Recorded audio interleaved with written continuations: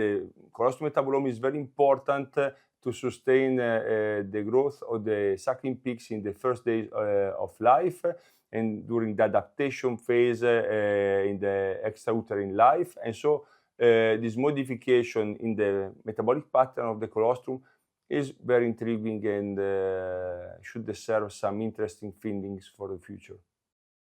Welcome to Future Feed Talks. Antibiotic reduction and resilient pig production are no longer goals. They are requirements. In this episode, we look at how nutrition-driven gut health solutions, including postbiotics, are changing what is possible in early pig care. I'm joined by Professor Paolo Trevisi, full professor at the University of Bologna. For more than 15 years, his research has focused on how diet and microbiota interact to build robustness and reduce the need for antibiotics on farm. This series is produced in cooperation with DSM Firmenich and All About Feed. My name is Iris Hoffman and I'll be conducting this interview. It's a pleasure doing this interview with you, Professor Trevisi. Thank you very much. Good morning to everybody, and thanks to invite me for this interview. Let's start with your research that has long focused on gut health and inflammation biomarkers. What recent findings have you seen that reinforce the importance of postbiotics in swine nutrition?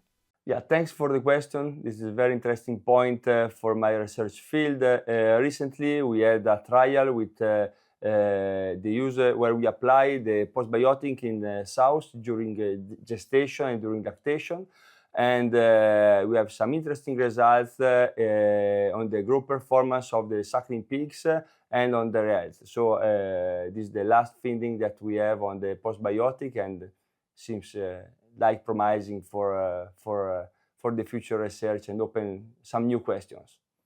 So I was wondering, why choose a postbiotic like gut-served biotics? What makes it relevant versus live probiotics or other additives at weaning? The use of postbiotic is quite intriguing because at the end we use not live bacteria, so we exploit the potential of the cell wall, bacterial cell wall, and in this case they are metabolites derived from the fermentation.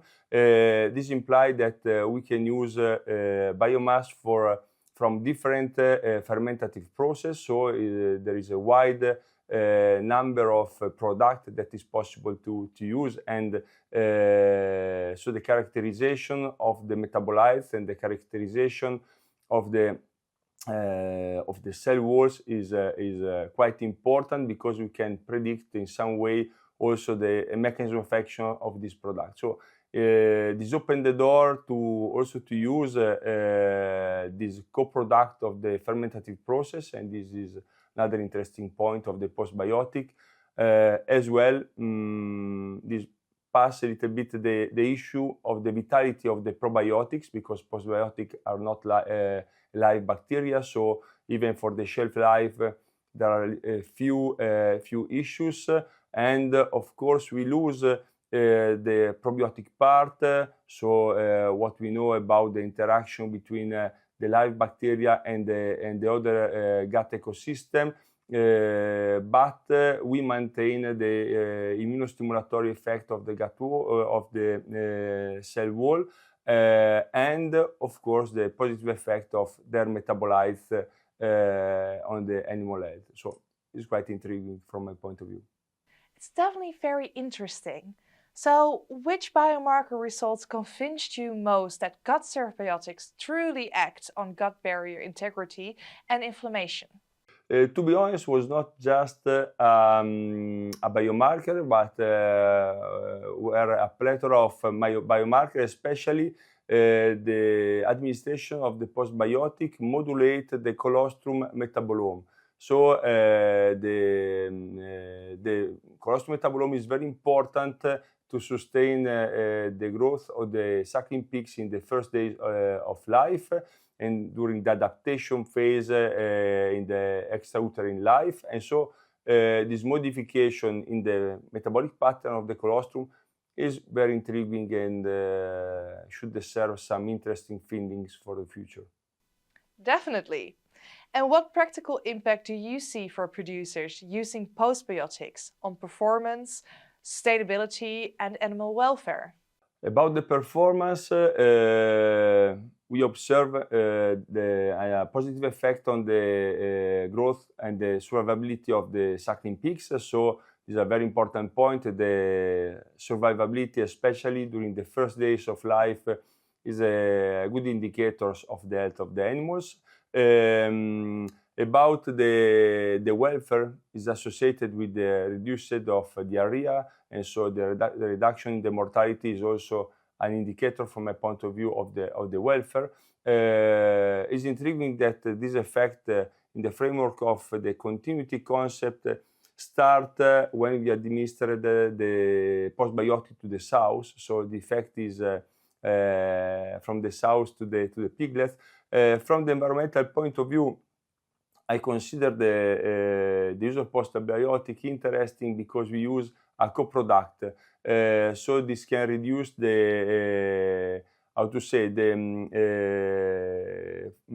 impact of the diet on for the animals, because we use a co-product from other industrial processes, and in some cases this fermented process are also able to absorb CO2.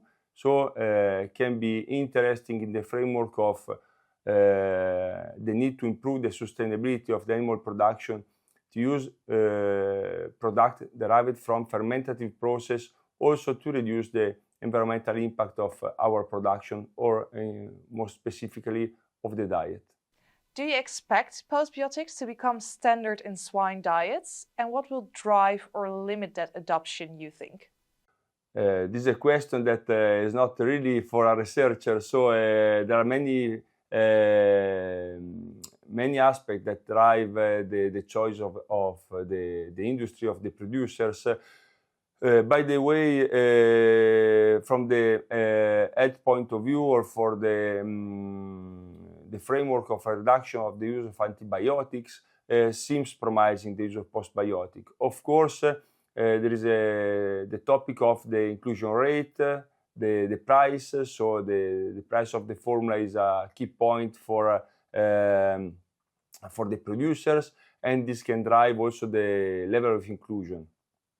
I think that provide the good dose, so the good compromise between the dose and the price acceptability for the producer should be the challenge, to have an effect on the animals, and as well to promote or to sustain the use of this product.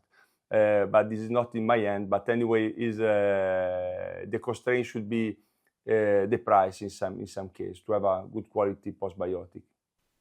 Thank you for that answer anyway.